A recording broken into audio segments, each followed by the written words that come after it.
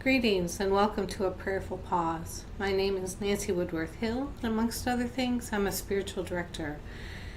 Today we're going to explore praying through icons, a window looking out on eternity. I have kept this icon on my desk in prayer corner for many years.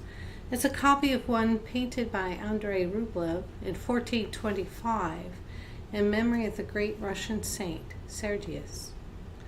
Now the word icon comes from the Greek icon, meaning image or resemblance, and this word is most often associated with a particular kind of religious art, and only much later with the small symbols used on a computer screen. It may be helpful to understand an icon by putting it in opposition to an idol. When one worships an idol, the idol is where the worship ends. Modern idols can be many things: ideas, people, any entity where we place our hearts and our trust and desires that is not God or of God.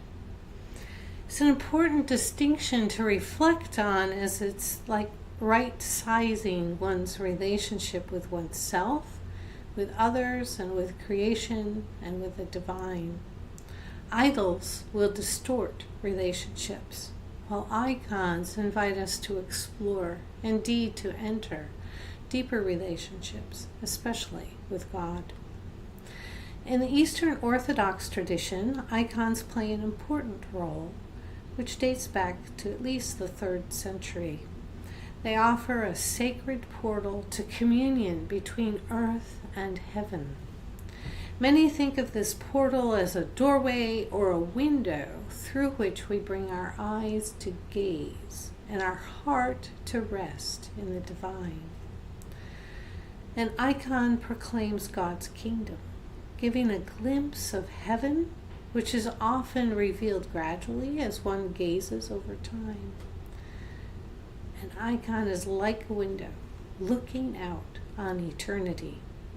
Icons are written to lead us into the inner room of prayer and bring us closer to the heart of God.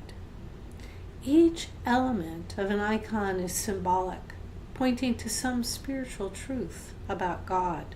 Christ, the saints, and angels all have halos, and angels have wings because they're messengers. Color is important as well. Gold represents the radiance of heaven. Red is life on earth. Blue is the color of heaven. White is the uncreated light of God, most often showing up in icons about the resurrection and transfiguration. If you look at icons of Jesus and Mary, Jesus wears a red robe with a blue outer garment, signifying God become human. And Mary wears a blue robe with a red overgarment. She's been granted gifts by God.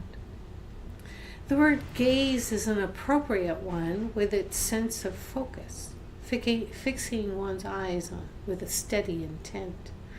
When praying with an icon, one wants to gaze upon the icon. The icon shapes the perspective of the divine, thereby inviting an aspect of the mystery to enter one's soul.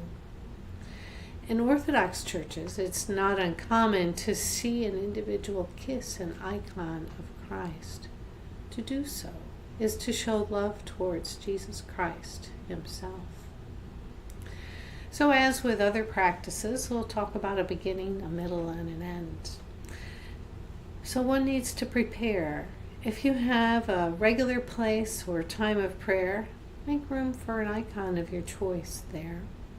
If you don't have this as part of your regular prayer practice, consider where you will prepare a place. Get comfortable.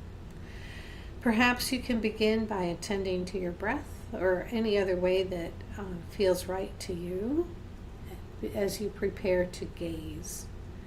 Perhaps light a candle or burn some incense, further enhancing this atmosphere of prayer. Give yourself time, about 10 to 15 minutes in all, to start. Simply gaze at the icon.